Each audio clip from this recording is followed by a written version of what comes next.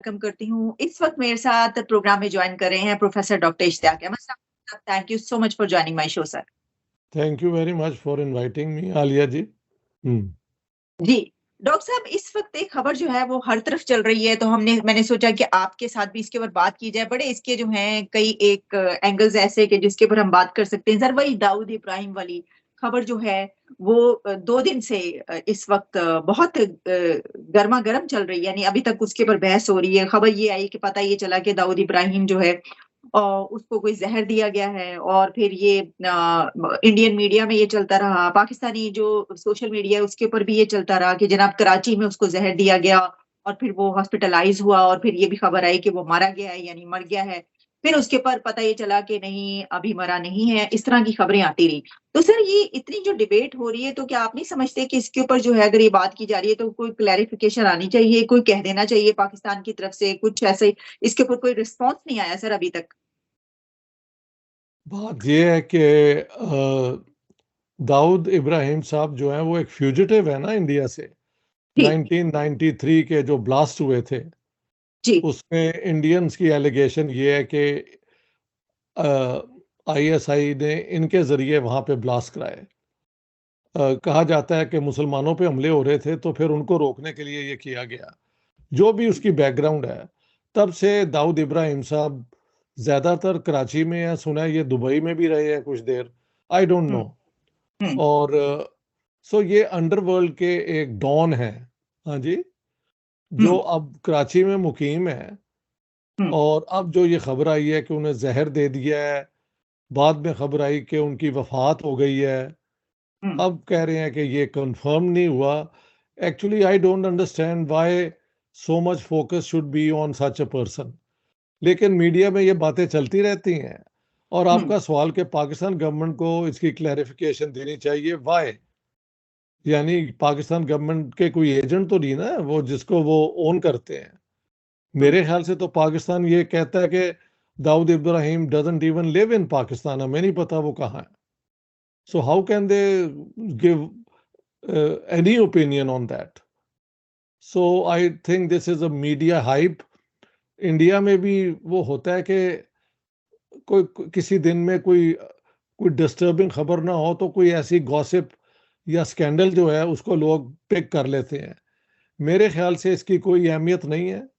और अगर उनको जहर दिया गया है तो दैट्स अ क्रिमिनल एक्ट। हाँ जी। उसके ऊपर केस चलना चाहिए जिसने भी दी है। क्योंकि सैंक्टिटी ऑफ लाइफ में तो हम यकीन करते हैं ना। हाँ, एक कोर्ट में उनका क्राइम एस्टेब्लिश हो फिर सजा मिले, that is a different matter. लेकिन प्राइवेटली किसी को जहर दे देना, किसी को कुछ और कर देना, तो मैं समझता हूँ कोई गैर मुनासिब सी चीज़ है। और ये मुझे समझ भी नहीं आ रही कि why is Dawood Ibrahim so important for our YouTubers and Indian YouTubers. Is doctor just साहब वो हाँ इसलिए जी। डॉक्टर साहब वो इसलिए इसके बारे में ये भी एक आर्गुमेंट दिया जा सकता है कि एक तो ये कि अमेरिका और इंडिया की तरफ से वो डिक्लेयर्ड इश्तिहारी है और उसके ऊपर मेरे ख्याल है $25 मिलियन जो है वो इनाम भी है। दूसरा ये कि आपको पता है कि जिस तरह आपने खुद ही कहा कि 1993 के जो मुंबई हमले हैं उसमें उनको कहा जाता है मास्टरमाइंड। तो ऑब्वियसली सर अगर 2 कंट्रीज के बीच एक ऐसा है बंदा और उसमें इल्ज़ाम ये लगाया जाता है कि जनाब वो वहाँ पे रहता है कराची में और इस तरह की चीज़, तो फिर ये खबर तो बनेगी कि और फिर सर ये खबर जो आपने कहा वो इसलिए भी कि आपको पता है, हम इसके ऊपर बात भी करते रहे कि गुज़िश्ता कुछ दिनों में कई ऐसी हलाकतें पाकिस्तान के अंदर हुई, जिसमें ये कहा जाता रहा कि ये तो दूसरे मुल्क की एजेंसीज़ ने आके लोगों को मार रहे हैं, कि जी जो जी। उन हमलों में मुलव्विस हैं। तो क्या ये कोई ऐसी ही कोशिश है जिसको हम राह की साजिश कहते हैं? हाँ, अच्छा मैं समझ गया हूँ उस एंगल से। तो जी। ठीक है। अब अमेरिका के अंदर भी उन्होंने इंडिया को वार्न वैसे किया, आपको पता है कि वो कोई वहाँ पे खालिस्तानी लीडर है उसके कत्ल करने का वो अमेरिकन इल्ज़ाम लगा रहे हैं इंडियंस पे। हुआ नहीं वो, ही इज़ नॉट पन्नू या क्या नाम है उसका।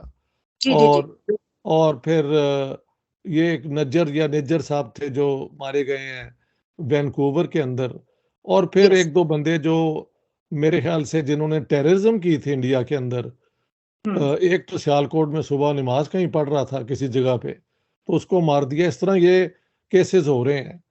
तो वेल दैट्स इट। अगर ये उसी का हिस्सा है तो एक और बात है, क्या इंडियन यूट्यूबर्स इसको मान रहे हैं या नहीं मान रहे कि उसका ये हिस्सा हो सकता है, और पाकिस्तानी इल्ज़ाम लगा रहे हैं या नहीं लगा रहे? यानी what I am interested in के दाऊद इब्राहिम के ऊपर ये फोकस जो है, उस पे क्या बातें हो रही हैं? मैंने तो ये फॉलो नहीं किया क्योंकि मेरे लिए ये कोई इतनी बड़ी खबर नहीं है, लेकिन क्योंकि ये एक बहुत बड़ा इशू बन गया है तो इस पे हमें ज़रूर बात करनी चाहिए। जी। डॉक्टर साहब स्पेकुलेशंस ही है ना, ज़ाहिर है इंडिया की तरफ से जो है वो भी स्पेकुलेशंस हैं, ये बात कही जा रही है कि जनाब ये ऐसा हुआ है, और कोई कह रहा है क्योंकि फिर ये हुआ, ये खबर आई साथ में कि जो उनका एक सेकंड कहा जाता है, जो उसका दाऊद इब्राहिम का छोटा शकील उसका जो नाम लिया जाता है, उसने फिर कोई इस तरह की शायद कहीं पर बात की है कि नहीं ऐसी तो कोई बात नहीं, कि वो बिल्कुल ठीक है, खैरियत से है, और कोई ऐसा सिलसिला नहीं है। तो डॉक्टर साहब इसमें तो जाहिर है कि वो ऑथेंटिक उस पे तो कोई भी कोई बात नहीं कर सकता ना, इस तरह का जो लोग होते हैं उनके बारे में कौन बात करेगा? या आप जी, जी। समझते हैं कि वो जहां पर जिस मुल्क में भी दाऊद इब्राहिम होगा, वहां वो वाला मुल्क जो है वो ये कहेगा कि हाँ इधर था और मारा गया है? नहीं, वही मैं कह रहा हूँ ना, इसीलिए it's all open to speculation. Hmm. Yes, वो एक डिक्लेयर्ड वो क्रिमिनल है, सो इसके ऊपर एक आप कह रही हैं $25 मिलियन का इनाम भी है। जी जी जी जी। ये इंडियन इंडियन गवर्नमेंट ने अनाउंस किया होगा। सर, इंडिया और अमेरिका दोनों की तरफ से डिक्लेयर्ड है, मेरा ख्याल अमेरिका की तरफ से है ये नाम शायद। हाँ, क्योंकि अमेरिका में तो इसने कुछ नहीं करवाया, जो करवाया इंडिया में करवाया ना। लेकिन हम्म चले खैर, ये डिटेल्स की बात है। तो हम्म ठीक है, शायद दाऊद इब्राहिम साहब की वफात हो गई हो, उनको जहर भी दे दिया गया हो, so that's a news. Underground के लोग जो हैं वो बच के जो हैं वो फिलहाल तो पाकिस्तान में रहते रहे हैं ना। अब ये हमले भी उन पे शुरू हो गए हैं, तो एक नया ट्रेंड तो हम देख रहे हैं। हम्म। जी। बिल्कुल ठीक। जी जी। यानी सर आपको लगता है कि ऐसा हो सकता है कि वो जो नया ट्रेंड एक सामने आ रहा है तो एक और कत्ल या एक और ऐसा हमला हो गया हो? यानी स्पेकुलेशन की बुनियाद पे हम क्यों नहीं कह सकते कि हो सकता है? हम्म। ये तो we are into the realm of speculation. Hmm personally मैं स्पेकुलेशन करने के हक में नहीं होता, हम्म लेकिन चलें, अगर आप इस पे स्पेकुलेशन ही चाह रही हैं तो it can be part of A ongoing process to eliminate terrorists। लेकिन इंडिया उसको ज़ाहिर है डिनाई करेगा कि हमने तो कभी कुछ नहीं किया, हमारे पे सिर्फ इल्ज़ाम है, ये है, वो है। सो एक तरफ से इल्ज़ाम लगेगा, एक तरफ से होगा कि ये झूठ है। It's still until it is established that this man is dead and he died because of poisoning, we can say nothing except that if this is true, then one can see कि एक pattern सा बन रहा है। अच्छा doctor साहब, इसमें ये है कि मैं तो कोई स्पेकुलेशन नहीं जा रही, मैं तो आपका कमेंट इसके ऊपर जा रही हूँ, क्योंकि जाहिर है कि हम जो भी ये सिलसिला करंट चल रहा है उसके ऊपर बातचीत करते हैं खबरों पे। तो उसी के साथ साथ एक खबर ये भी आई कि डॉक्टर जयशंकर जो है उन्होंने एक जगह पर बातचीत की, तो उसपे उन्होंने ये कहा कि जो जितने भी नेबरिंग कंट्रीज हैं उनके, इंडिया के, तो जाहिर है वो पाकिस्तान के नेबरिंग कंट्रीज भी वही हुए, तो उन्होंने कहा कि हमारे तमाम नेबरिंग कंट्रीज जो है ना, they are good to us, और वो हमारे बारे में अच्छी बात करते हैं जब भी बात करते हैं, सिवाय एक्सेप्शन है एक पाकिस्तान। तो उन्होंने कहा कि चाइना और इंडिया की तो फिर भी सिमिलैरिटीज हैं काफी ज्यादा, कल्चरल और सिविलाइजेशन की। पाकिस्तान के साथ कोई सिमिलैरिटी जो है वो नहीं है। डॉक्टर साहब आप इसकी इस स्टेटमेंट को कैसे लेते हैं? यानी ये कि उन्होंने कहा कि भाई नहीं, कोई जरूरत ही नहीं, यानी बात करना ही, वो चाइना फिर भी जो है वो करीब है, पाकिस्तान उतना करीब भी नहीं है। नहीं, वो बात वैसे दुरुस्त कर रहे हैं, क्योंकि हम इस इंडिक सिविलाइजेशन का हिस्सा होते हुए हम ये कहते हैं कि हम इसका नहीं है। तो अगर आप कहते हैं कि हम नहीं है, तो जयशंकर बेचारा क्या करे कि yes they are, you deny the very basis of your civilisation. आप एक अरब सिविलाइजेशन का हिस्सा बनना चाहते हैं, तो आप तो मानते ही नहीं है कि आप इस सब कॉन्टिनेंट का हिस्सा हैं।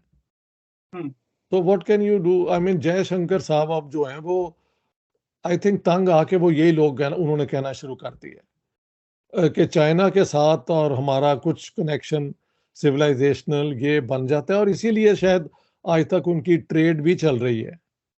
हमारे यहाँ तो आप खुद देखें ना, जो भी झगड़ा है वो हमने ट्रेड बंद की हुई है। अपने लोगों का भी सत्यानाश किया और इंडिया की भी ट्रेड को नुकसान तो पहुंच ही रहा है ना। तो हम हैं कि हम तो डूबे हैं सनम तुझको भी ले डूबेंगे, वो वाले फलसफे पे हम चलते हैं। तो doctor Jaishankar what else can he से कि पाकिस्तान के साथ हमारा कुछ भी नहीं मिलता, हालांकि दोनों का इतना मिलता है कि किसी और का नहीं मिलता, ये प्रॉब्लम है ना। सर यही लेकिन तो Pakistan is in a denial mode all the time. Hmm, अभी वो काकड़ साहब ने कहा है कि हम 1000 साल वेट कर लेंगे ताकि हिंदू वापस आ जाए। अब ये कहने की क्या जरूरत है यार? Who are you to make this statements?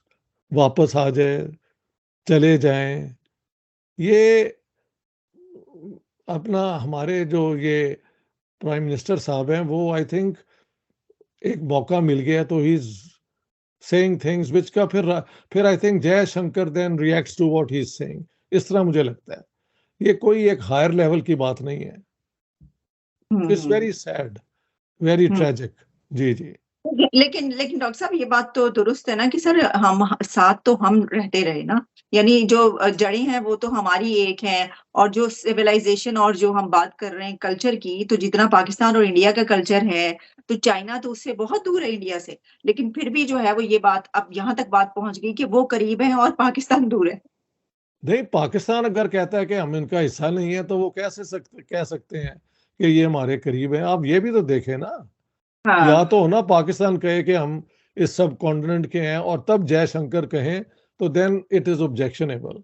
लेकिन इफ पाकिस्तान सेज कि हम तो यहाँ का हिस्सा ही नहीं है, हम तो वेट कर रहे हैं कि सारे हिंदू मुसलमान हो जाएंगे, क्या बात है यार करने की?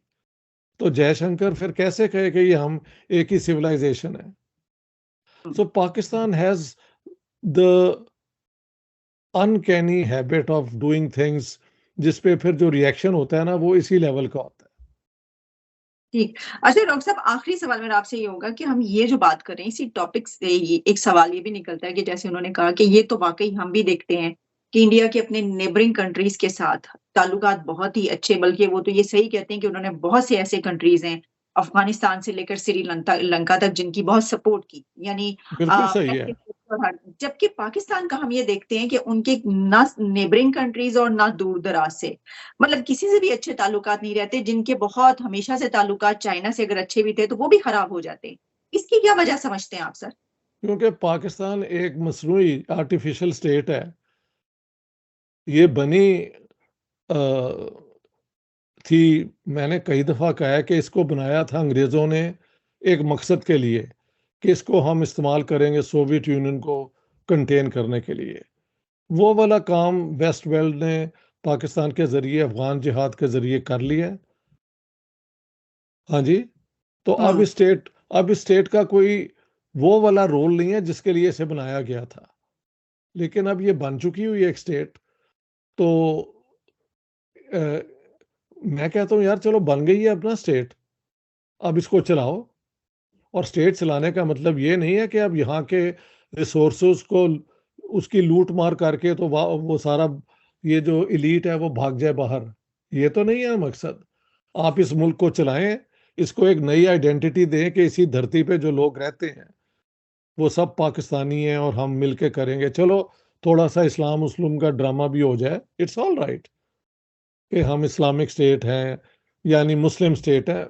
आई think that has to be accepted कि जिस तरीके से ये बनी है। हम्म। लेकिन पाकिस्तान ने अचीव क्या किया यार तब से?